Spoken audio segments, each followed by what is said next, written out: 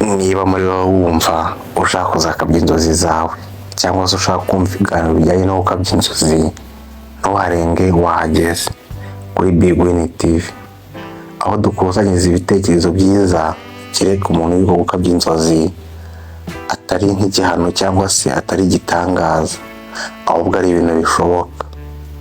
Uyu munsi rero tugiye kureba inama 10 zikomeye zafasha umuntu kubatwa no gukunda inzozi ze kugeza zigezeho. Twihuta impamvu ya mbere, menya neza inzozi zawe.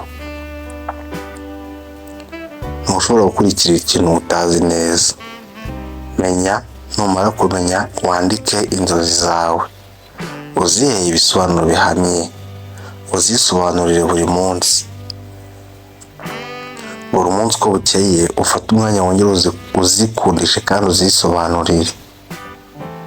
Twihuta n'impamvu ya kabiri cyangwa se inama ya kabiri yagufasha kubatwa n'inzozi zawe kandi ukazigeraho. Tekereza ku mpamvu yawe iyo nzozi ariyo wahisemo cyangwa se ariyo ushaka kuzakabya. Tekereza uvuga ati why, kubera iki ino nzozi ariyo nahisemo. Icyo ushaka kugeraho gishobora kukunanira igihe cyose utazi impamvu y'ingenzi igutera ubushake bwo kukigeraho, ariko buri impamvu yawe yakabaye moteri yo gukabya izo nzozi.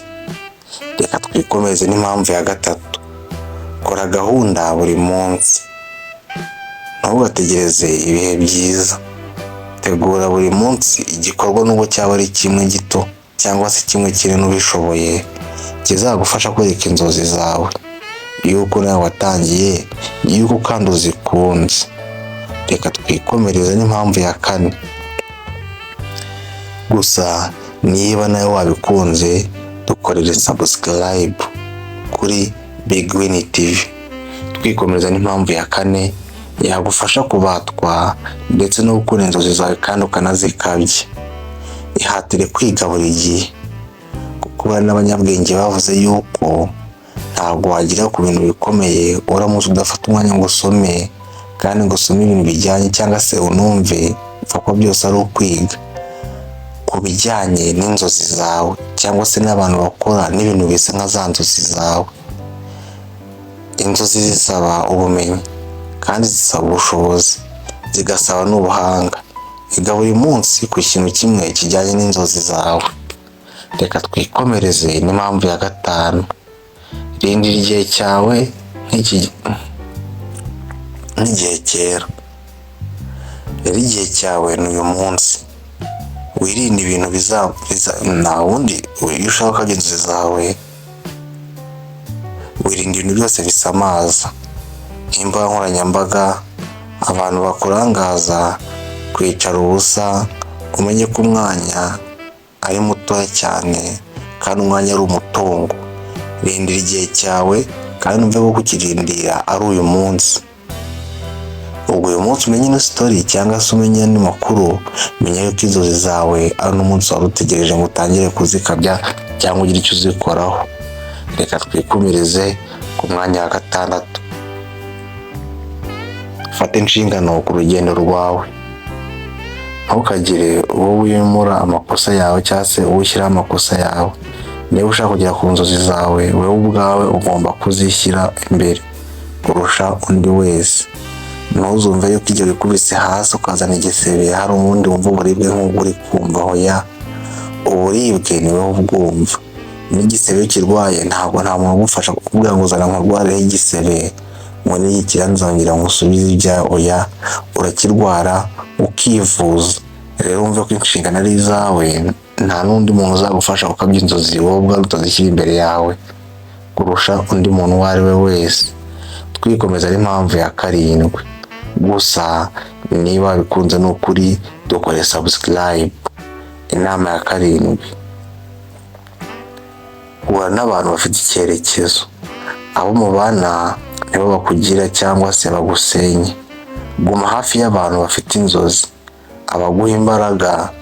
Ntugume n'abantu baguca intege cyangwa se abantu b'imburamukoro. Reka twikomereze n'impamvu ya munani, weho muri weho gira ukwemera gukomeye.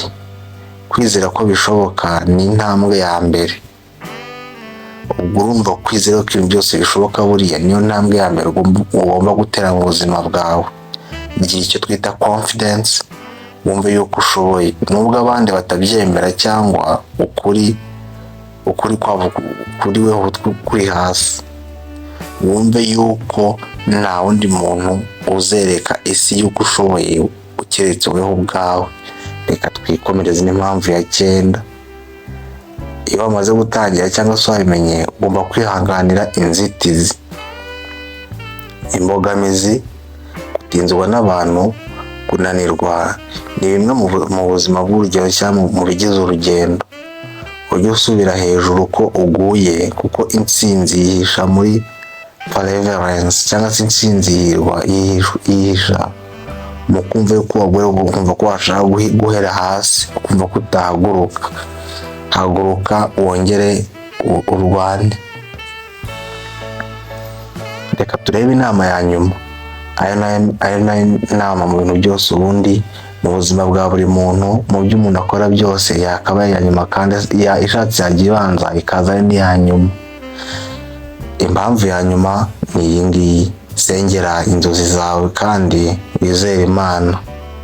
Inzozi zifata iyo zishingiye ku kwemera. Amasengesho iyo yavuze usengera inzozi zawe, Imana iragufasha ikagufungurira amarembo aho abantu babona ko bidashoboka, ahubwo Imana irabifungura rwose, ibintu byose bigashoboka. Iyi ngiyi ni inama y'umunsi, icishwa kuri Big Win TV buri munsi kugira ngo igire abantu ihindura. Naho njyewe uyibagezaho ni Cyubahiro. Niba ibintu dukora bikunze, dukore subscribe. Turabakunda. Imana ibarinde, Imana ibahe imbaraga, kandi mumenye inzozi zanyu. Ciao ciao.